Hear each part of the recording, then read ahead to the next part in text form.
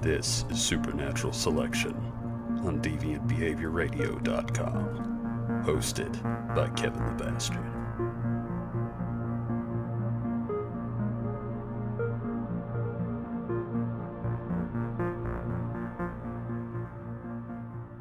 Ladies and gentlemen, welcome to the latest episode of Supernatural Selection. I am Kevin the Bastard.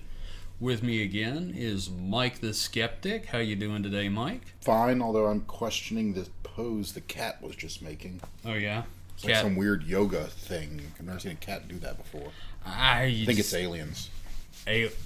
Aliens. So, speaking of aliens, last week we talked about an anonymous schlub with a fascination for aliens and UFOs, and this week we're going to talk about a semi-famous schlub with a fascination for UFOs. Mike, tell me, what do you know about Mr. Bob Lazar? Well, I saw enough unsolved mysteries and all the other 90s and early 2000s show to know of him. Okay. You know, that he was supposedly worked at Area 51 or whatever. Mm-hmm. And he was basically, you couldn't kick a Supernatural show without seeing him on there. Yeah, or at least mentioned. Yeah, I mean, he was everywhere. He literally was it. If you didn't grow up in the 80s, during the heyday of the alien military industrial complex conspiracy theory thing that spawned the X-Files, Bob Lazar was the closest thing they had to a star. Because this dude was, like Mike said, literally everywhere.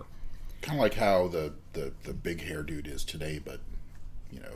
Oh, yeah, Zolakis or whatever his name is on Ancient Aliens. Or was, 8 years ago? We don't have cable, so we don't know if the show's even still going. But, the Aliens meme guy. So, first off, I just want to talk about his name for a second before we really go into attacking his character. Which let me start off by saying I really want to believe Bob Lazar. I wish this was true, because this is like the most awesome freaking alien thing ever. Dude says he worked at Area 51, reverse engineering alien technology. The problem, it's Bob Lazar. Look, watching him like as a teenager, he didn't pass the sniff test. Yeah, no, he definitely came off as like a dog turd. It's like it just smelled like bullshit. I mean, it's like if he knew all this stuff, why would the government let him, How's he not dead? Exactly. That's what you're saying. Silenced. Yeah, exactly. If all he says is true, you'd think they would have, did something. Shoot him into space. Let the aliens take him. Something. If any of this was real. So, here's the deal. First off, Bob Lazar, the name. It's like one letter off. Lazar. It's like if this were not his real name, it's like he's sitting there, what would be a cool name to give to the public? Lazar. Bob Lazar. No, that's too bullshit. How about Lazar? It sounds French. It sounds like it's from like a Star Trek villain. He really does. He sounds like he should be like, Spock's intellectual equal. But Spock's human side helps him to outwit the purely logical Bob Lazar. I want to write that now, god damn it. Fuck, that sounds like a classic episode of Star Trek. Like, okay, let's talk about him a little bit. Like, just as a person, the impression we get from the old interviews. Why is this guy a prick? I mean, obviously he's privy to all the mysteries and answers of the universe. I think my problem is that he's so fucking smug about it. Like, yes, I've seen the secrets. They're all out there. I don't know why they haven't killed me, but I've seen everything. And I've seen it all. But, he's so fucking bored of the whole thing, It's like, yeah, I saw the ships, I got to touch one, whatever. I just want to sell illegal nuclear material. Okay. We'll get into that. So, for those of you that don't know, Bob Lazar is an alleged I say alleged because there's some questions about his background. Nuclear physicist that went to like MIT and all these other colleges. He allegedly worked at the Los Alamos testing grounds before being recruited to go and work at Area 51, and then from there to S4, which is allegedly a secret mountain base where they kept all the UFOs. And Bob was responsible for reverse engineering what he referred to as the sports model. The sleek UFO on all the posters. He said there were posters up in S4 of the sport model hovering off the ground that said, "They're here." And I'm like, that's a little on the nose. So, I'm a bit of a tech person. Right. I don't have like in-depth knowledge. I'm like not an electrical engineer or something, but I read a lot of tech articles and stuff. Right. And I stayed at a Holiday Inn Express one night. But so I've seen articles about people finding like 70s tech and reverse engineering it. And they still can't be 100% certain that they completely understand, what's going on in like a 8-track player. Well, an early microprocessor or something. Okay, sure. So something that's as advanced as an alien, spacecraft that has to have oodles. It probably, like, its processing power has to eclipse like the whole processing power of the Earth at the time.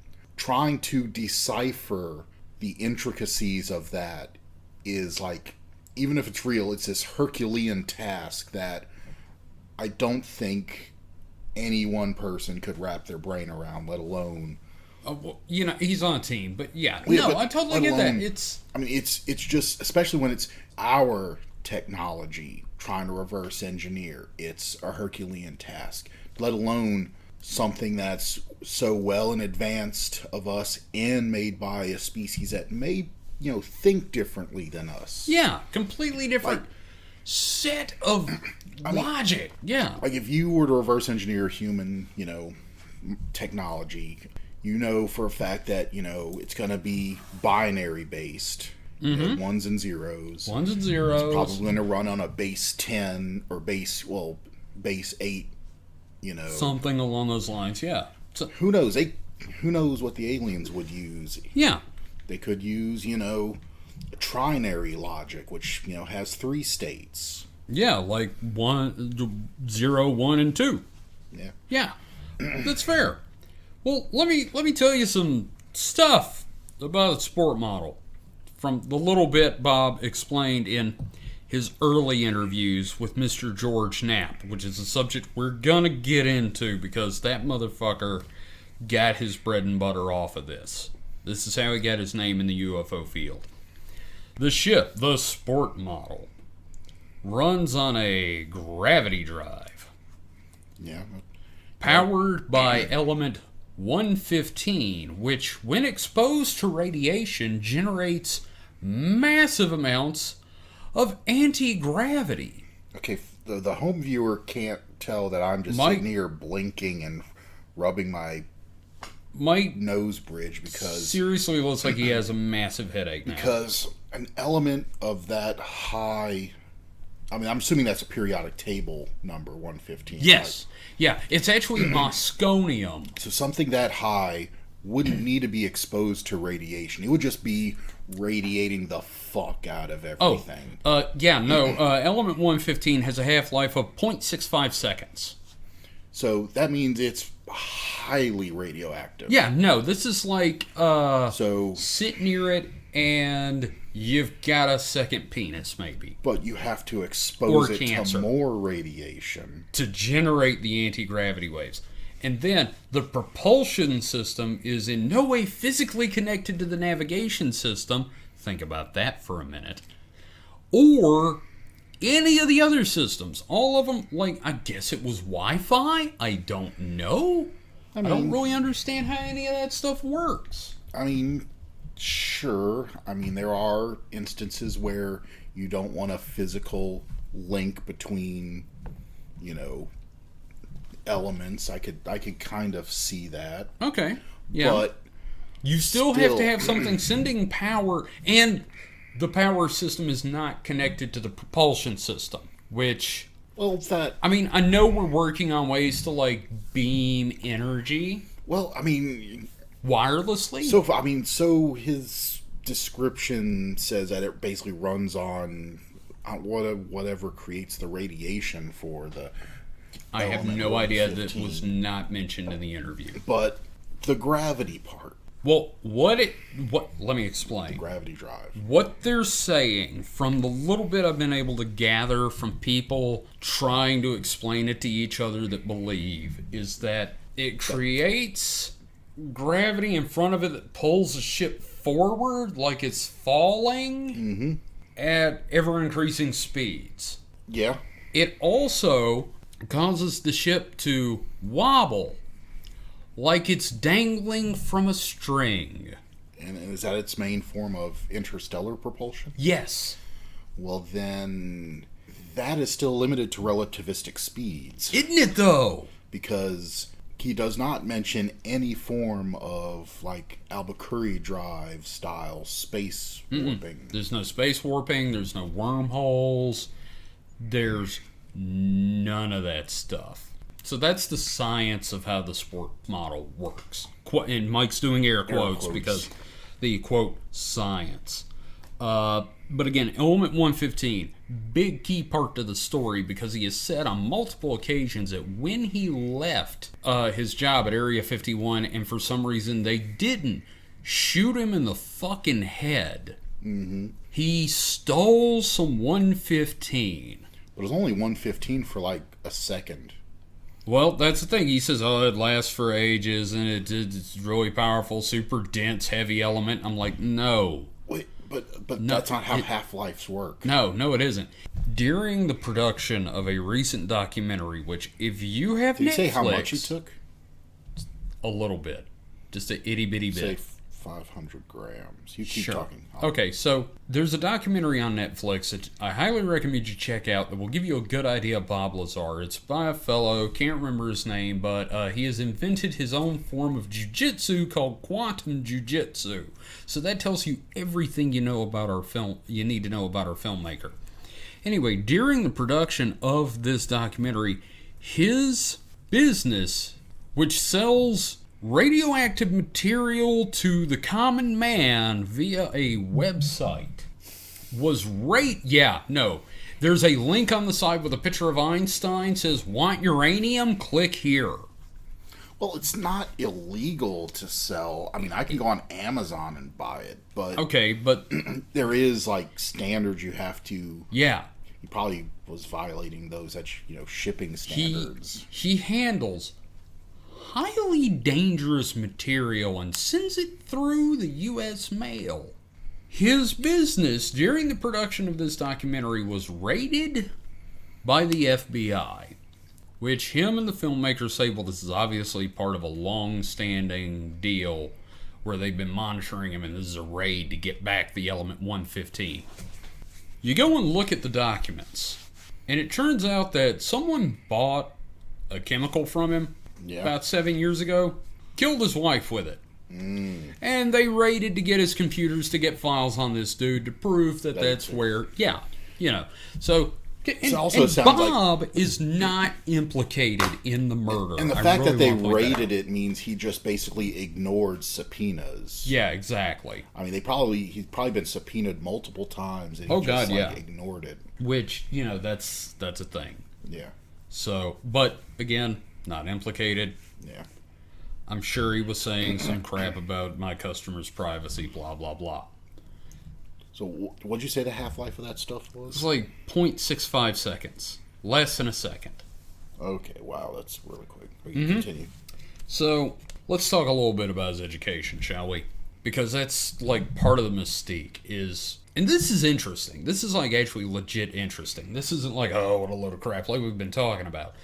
He claims he went to all these schools and worked at all these places. And, of course, George Knapp, being the reporter that he is, he's an award-winning reporter from the Las Vegas news station. He's not... Yeah. he's good at what he does. All right, let's just get that out there. He was a damn good reporter. He does his due diligence and researches Bob Lazar's background, and he can't find anything on the guy. Like, he calls all these schools, are like, I have no idea what the fuck you're talking about. I've never heard of this guy before. Calls his former workplaces, like, I have no idea who you're talking about. Los Alamos, he calls, and they say, we have no record of a Bob Lazar working here.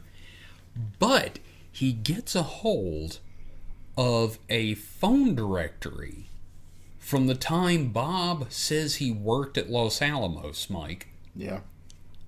And Bob is listed in the phone directory. Yeah. And he calls back, says, I found him listed. Can you tell me about his work history there? And they say, we told you he did not work here. Was he a janitor or something? No. He's listed as a scientist, like a nuclear physicist, or what have you. Yeah. That's the interesting part of the whole thing, you know? Yeah. I'm just saying, like, they're saying he didn't work there. There's concrete proof that, yes, he did work at Los Alamos. Did they erase his existence from the other places and just miss that phone directory? Which we'll get into my theories on that later, but like that is probably the most interesting thing about this entire scenario. Bob did work at Los Alamos. They said he didn't. Yeah, okay. Well, maybe he was disgraced. Maybe he, he left for a reason they don't want to talk about. Yeah, I know. It's just weird to me that it happened like that. Thing is, and this is a major thing, Mike, is watching all these documentaries and interviews with him. Like I said, I talked about how he just kind of comes off as an asshole. And I really want this to be true, but like I just wish it was somebody else. Yeah. Couldn't have happened to a worse guy.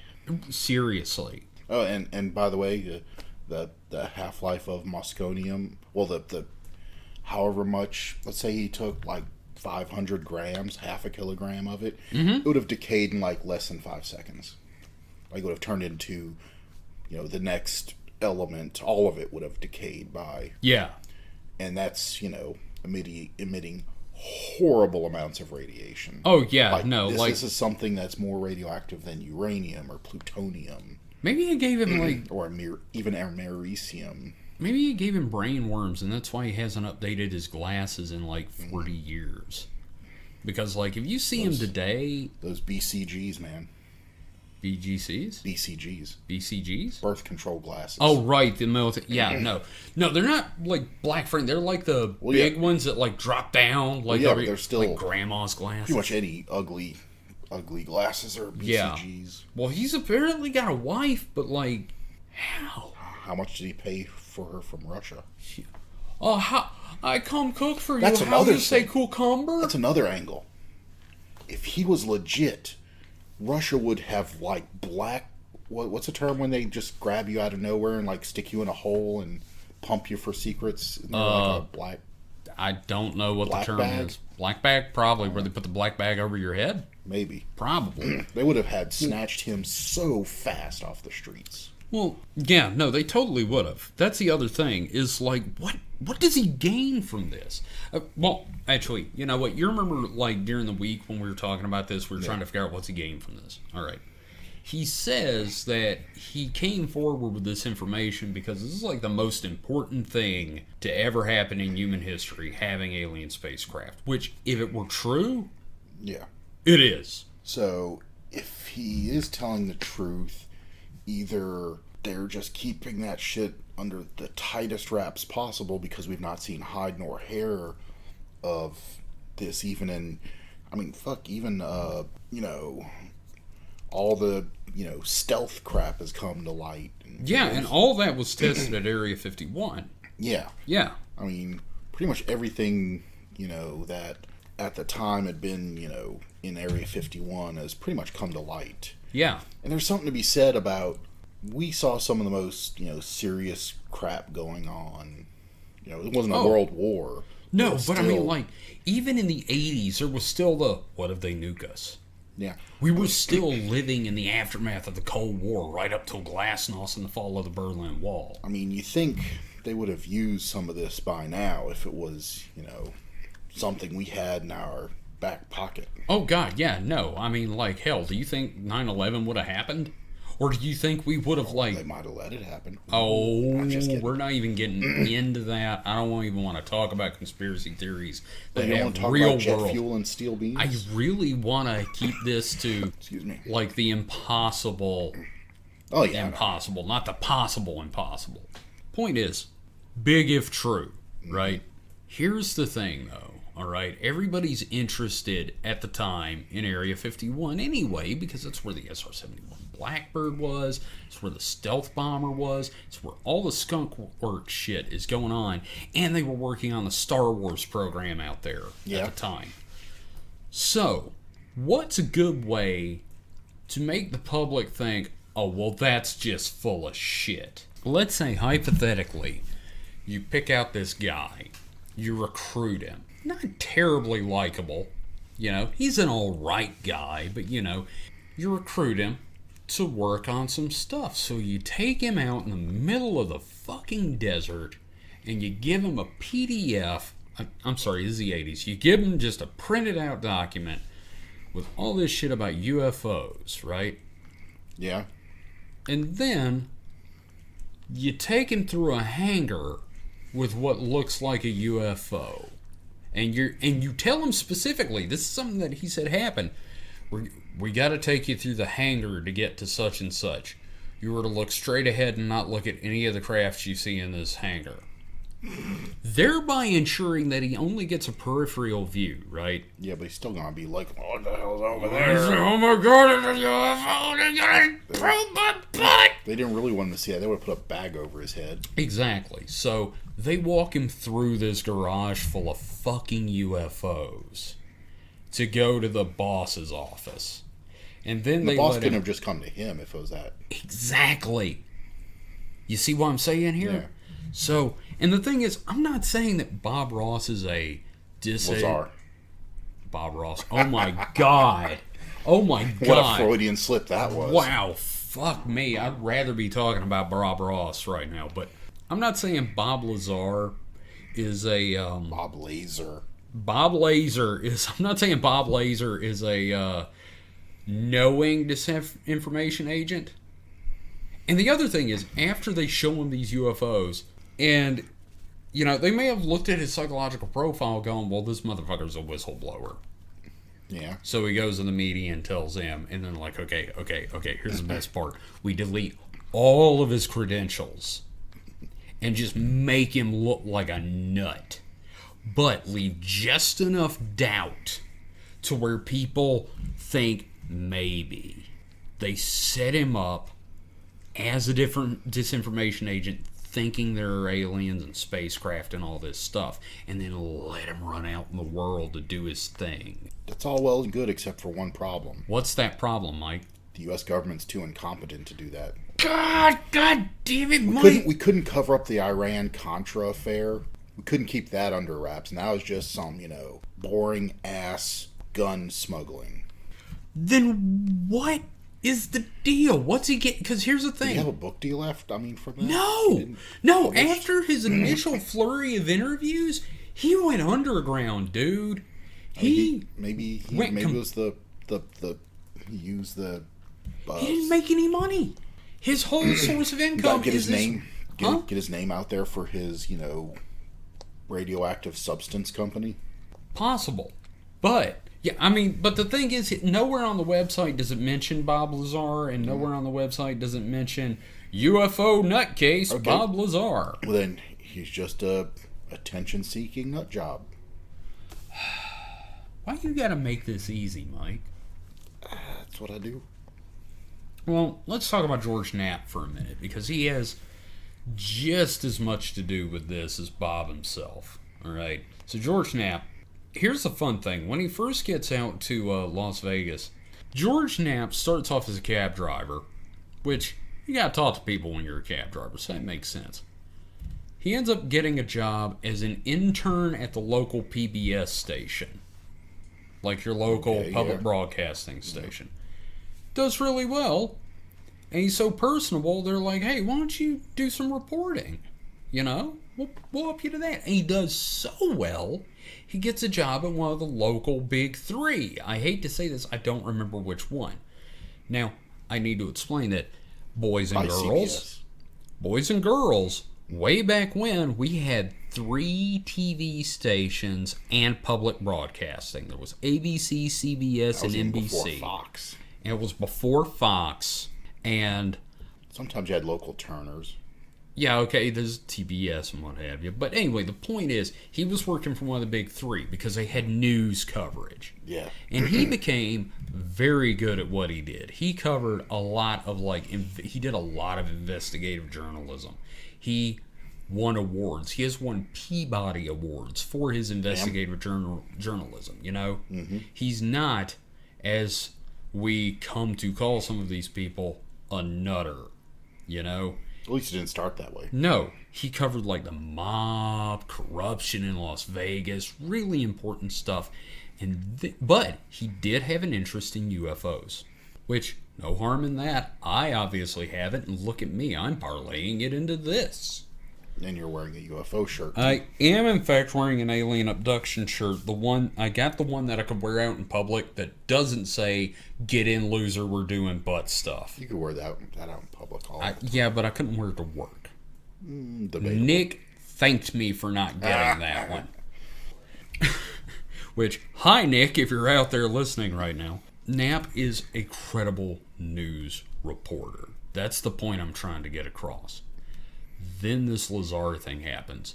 Bob Lazar approaches him on the sole condition of anonymity. And he goes by the name Dennis in his first backlit, shadowy interview. And Bob has said that was an inside joke because that was his boss's name at Area 51. And after that first interview aired, he got a phone call saying, what did you do? Do you have any idea what we could do to you? And Bob says, no. And he just hangs up on him. Which, there's something to be said for ignorance. Yeah. You know what I could do to you? No. God damn it, click. Is how I picture it. It's that I can't threaten him. He's an idiot. But George, then, after Bob decides he's going to go public with his name and everything, George milks this. And I don't mean that in a bad way necessarily, because it's his career, and he's I've got what could be the biggest story of the century. He figures, I got another Watergate on my hands. Yeah, exactly. And he does. Go look up George Knapp. I feel what's his name? InfoWars guy. Oh, yeah. Alex Jones wants to say, what you going to do? You're going to look up George Knapp, Bob Lazar interview. Sorry. Gay frogs. Gay friend, turning the frogs gay with UFOs.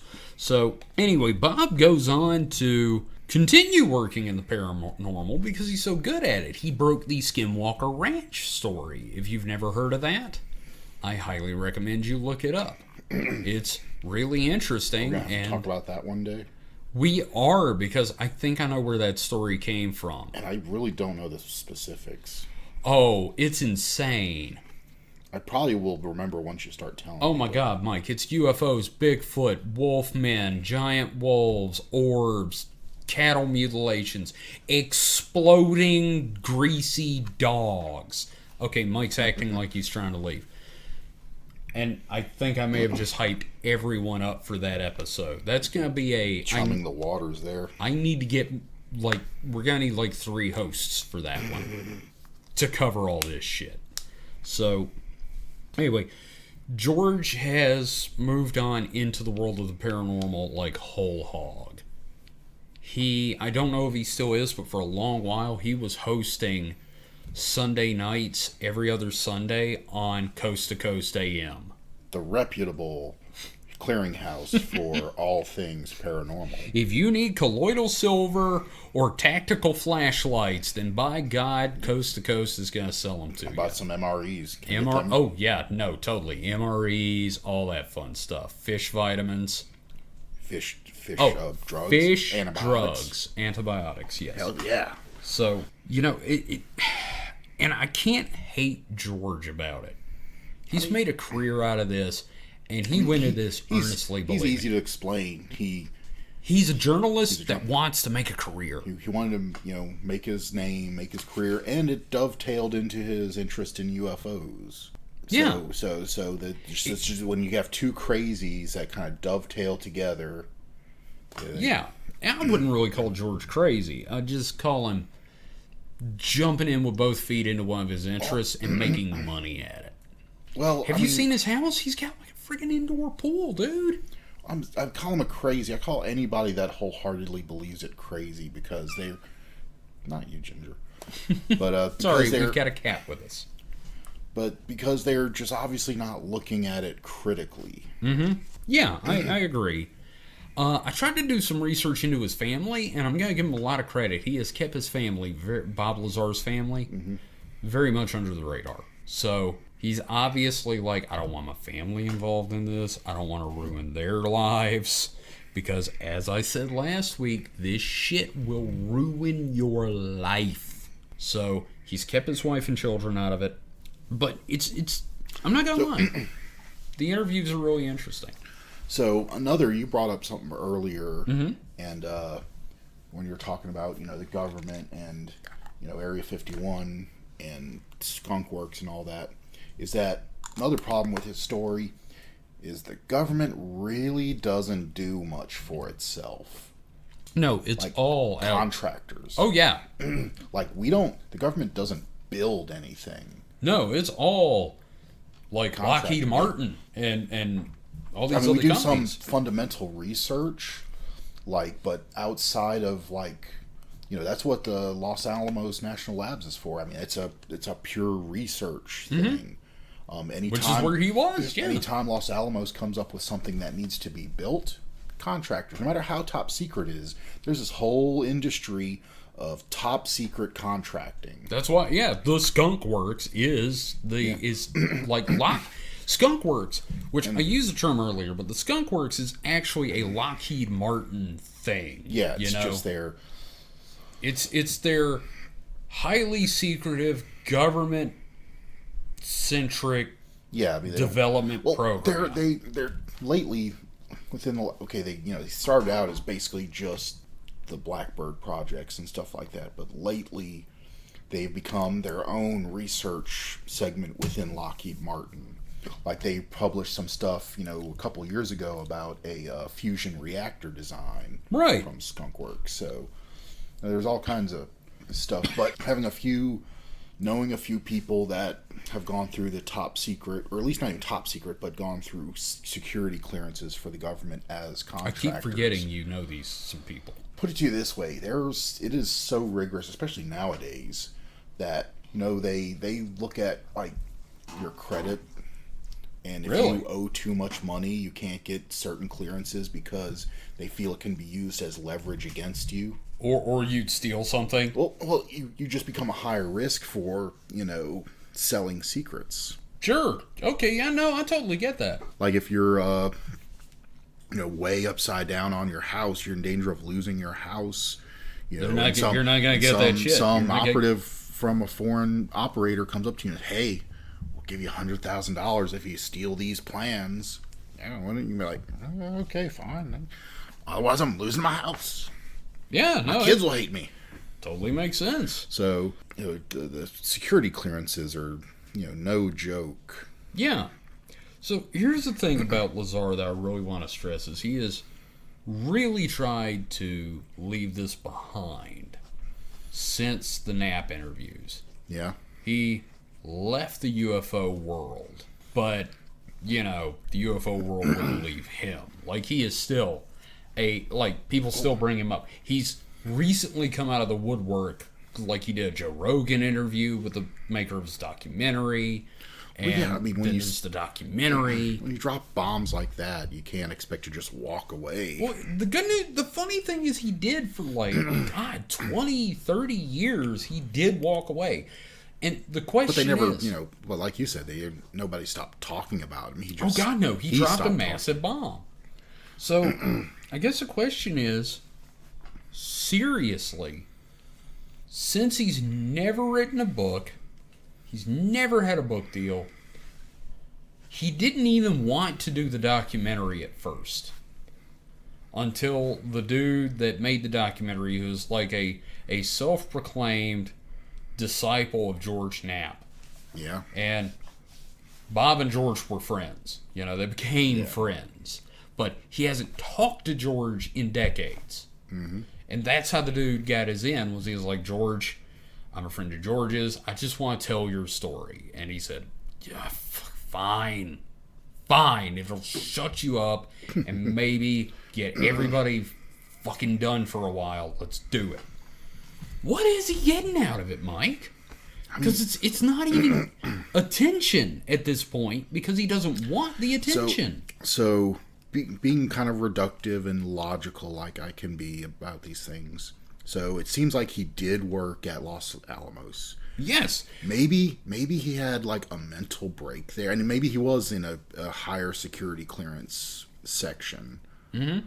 So, he was listed there, but there was some deniability about, and maybe just something happened. Maybe he had a break there, or some psychological break, like on site, that had to be just disavowed. Maybe, who knows? It could be many things. It could be, So you're saying he had a psychotic violent break and believed he saw UFOs. Yeah. And being, the Los Alamos, since it seems like he was actually there. What if he was at Area 51? It could have been. Because there's no saying that he wasn't at Area 51 doing work. Didn't he talk in some of his early interviews about the what's the name of that airline company that flies people in? He did.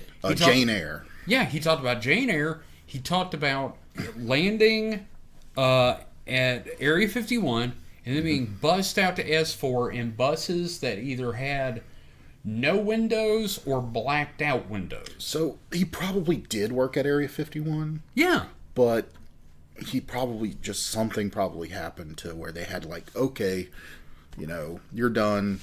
Yeah. Maybe he got like a massive dose of weird radiation that scrambled his brain. Well, it's funny you mention that. We've talked about Area 51 a little bit here, but one of the things I've seen is a lot of times if you look at satellite footage, they will have huge chemical burns.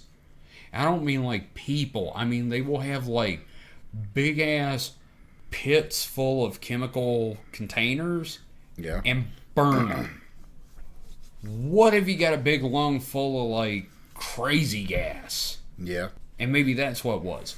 Because, as I said, oh my God, I want this to be real. I want this to be real so bad. I can taste it. I want there to be UFOs with little gray dudes in them going, beep, boop, please come here. Me want to stick metal thing up your pooper. You want them to abduct you and stick metal things up your pooper? Not me, but other people. Remember, I'm over 40. They're not coming for me, according to Throwaway Alien.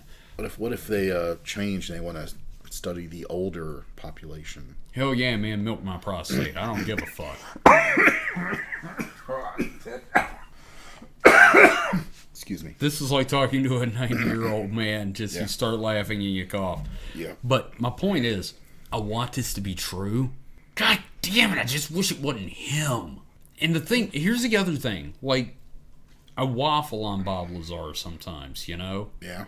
There's the part of me that rationally goes, there's no goddamn way this dude worked at Area 51 and saw UFOs. Yeah. But he's just enough of an asshole for me to be they would have gotten somebody with more of a, cult of personality to come out, a friendly dude. I don't know. I mean, he's, some of your best, smartest scientists are pricks. And not even necessarily pricks because, Elon Musk. Come on, man. He's not likable. Well, no, I'm saying, calling him... I mean, he's a smart dude, don't get me wrong. And Elon Musk is a brilliant man, but... I wouldn't call him brilliant, though. He's a smart man, but I would throw a brick at him if he was in a parade. He definitely has too much engineer logic to him. at times. He reminds me of Notch, the creator of Minecraft, in a way. So they're both just under-socialized. Oh yeah, just rich pricks that don't need to be on Twitter. Yeah, but no, it's like the one person I know that I won't name names, but you know him too. We used to play City of Heroes together in Washington. He worked for an aerospace company doing a chip design, and from all accounts I hear, he was great at it, but he was a giant prick. Oh my god, just massive fucking douche nozzle. Like we're playing City of Heroes, and I moved, and I had to move somewhere, and I didn't have internet. And you were in a shit financial situation. Well, yeah, I mean, I didn't have the money to stand up internet on my own wherever it was. And this was a time when even everybody was on fucking dial-up. Most people were still on dial-up, and getting something better than dial-up was a major cost. So what did you heard him say? Okay, so we're playing City of Heroes, and this dude goes, "Well, where's Mike?" And I was like, "Well, Mike doesn't have internet, so he can't play." And he's like, "Well, Mike needs to get his priorities straight." Yeah, and I'm like, "You mean like not food?" Yeah. This is the same dude that, like, when his child was born, went on a raid on City of Heroes because it was scheduled. Yeah. Instead of spending time with his wife and child. And the great news is, though, at least his wife is of the same mindset. Oh, yeah, she was like, "No, go do the raid." Yeah. So at least because she does the same thing. Yeah, exactly.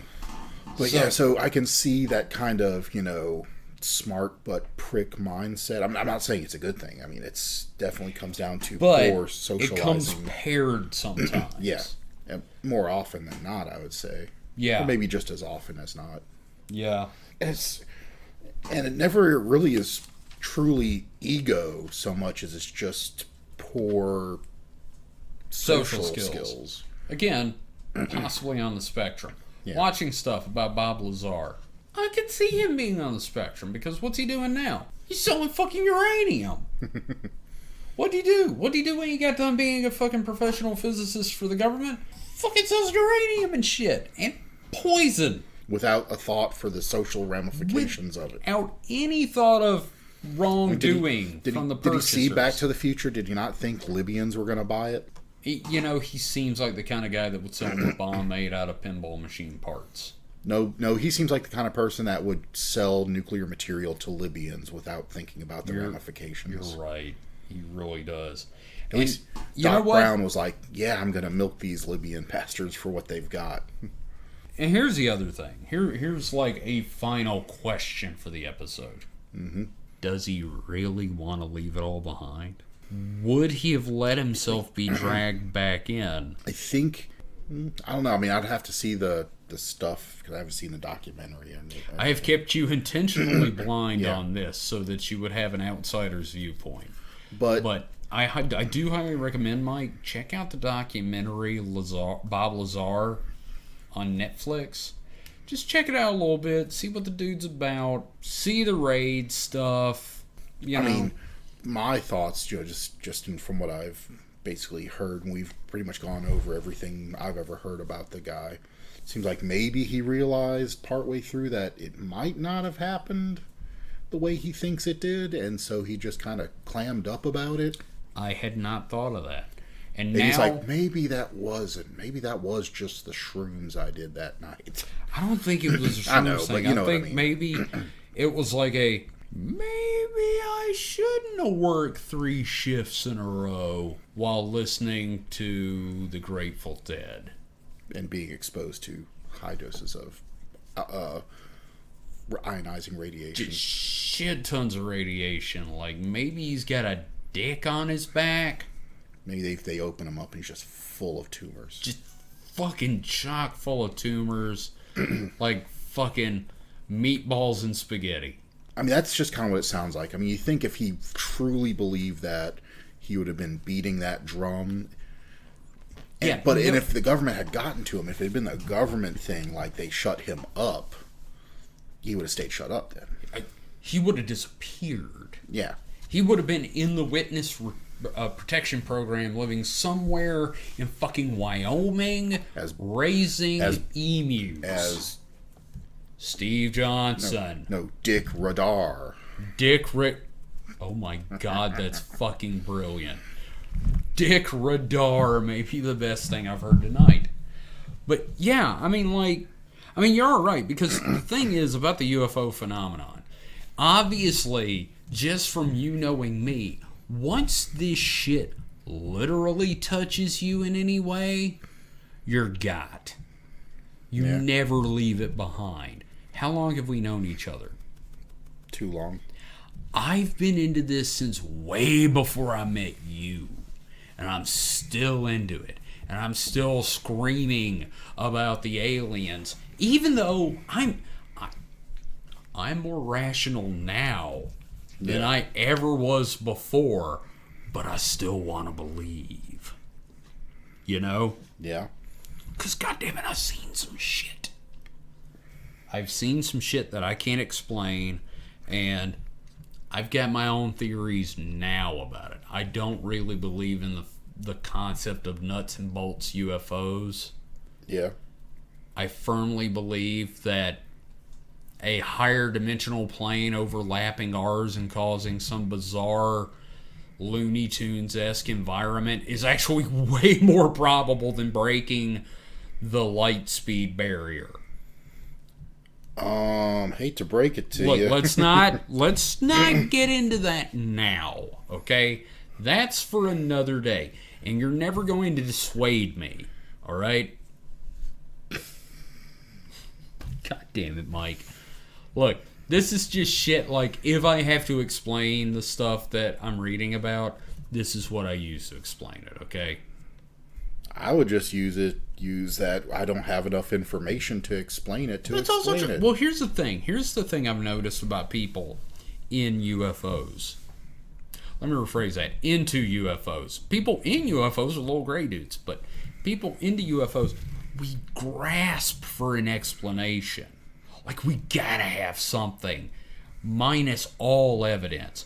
How do you think this whole thing about the Greys and the reptilians and the guys from fucking all these other planets, you know, the whole thing about the insectoids and the Greys and the reptilians and the Draco reptilians and all that crazy shit? Some guy saw what was probably a fucking airplane and just filled all of it in with lizard people. Yeah. I think I'm being fairly rational compared to that. Yeah. Okay, I'm just saying. So, anyway, I think that's our show for the week. I want to, again, thank everybody for the overwhelmingly positive response to this show. It has really gone above and beyond what I thought it was going to be. And I know I'm excited to do the show. Mike is excited to do the show. Okay, Mike looks dead inside right now. But Mike seems to be having fun doing the show. And we've got some news about the show that I'd like to share before we leave. We have a website now.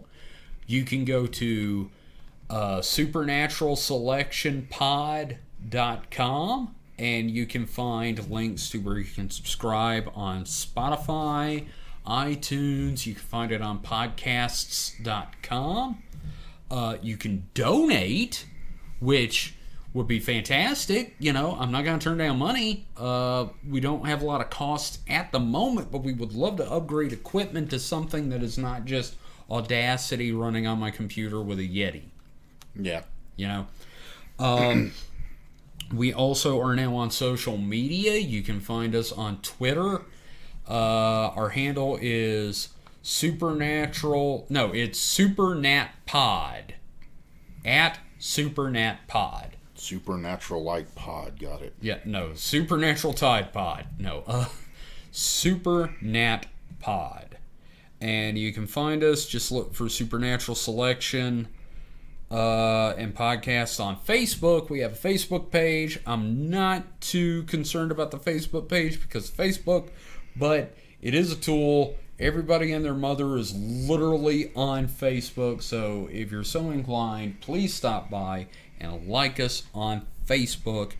Hit me up on Twitter. If you have any thoughts, you can contact me at my new email address, thatbastage@supernaturalselectionpod.com. There is actually a contact link on the website because that is a mouthful. I totally get it. I was going to say, if you have the domain, can't you just route that bastard to it too? That bastage? That bastard. I don't know. I'm only allowed like one email address. Okay. So and I went with bastage because I didn't think Squarespace would be cool with that bastard. Probably would. I don't know. Anyway, point is, you can find us on the website. So that just ingrains into you that it's not bastard, it's bastage, AGE? AGE. Okay. Bastage is from Johnny Dangerously. Yeah. You fucking bastage. But, yeah, go to supernaturalselectionpod.com. You can find all the contact information, all the subscription information, the donate link, all that fun stuff is on there. If you're on iTunes, please leave us a 5-star review and let us know what you think. If you want to leave a 1-star review, just don't even freaking leave one. What's the point in leaving a 1-star review? You're just being a contrarian dick. So, Mike, you got anything you want to plug or talk about real quick before we go? I don't have any irons in the fire, so... Okay, well, that's cool. We are also planning another podcast in the future that is not related to this, where we just get really fucking hammered and talk about some stupid stuff. We're not very hammered this week, so no, probably a little more coherent. Well, we are. The funny thing is, I've actually had more to drink this week than last week, and somehow I am, like, holding my shit together. You ate some stuff. I did eat some stuff, and that helps. Oh. I mean, you know, at least we didn't record Sunday when we got back from the fucking party, because holy crap, we had... Yeah. Anyway, y'all don't need to know this. That time didn't exist. No. That's missing time right there. That is missing. That's what happens is you get drunk and you wake up and your butthole hurts. You think it's aliens, but it's actually that dude you know. Kevin, you want a tip for podcast success? What's that? And since she's right here, you need to put pictures of the cat up on the website. I will put some pictures of the cat up on the website. I will start the blog page, and we'll get pictures of pretty little Ginger up there. So again, thank you for listening. Be sure to check out the rest of DeviantBehaviorRadio.com. Our producer and benefactor and the impetus for this whole thing starting. So until next week, everybody stay frosty, and we will see you then. So good night, everybody. Bye. Supernatural Selection has been a production of DeviantBehaviorRadio.com. You can find it and more shows broadcast weekly at DeviantBehaviorRadio.com. Our theme music is Screensaver by Kevin MacLeod. It is used through Creative Commons license, and more of his music can be found at incompetech.filmmusic.io.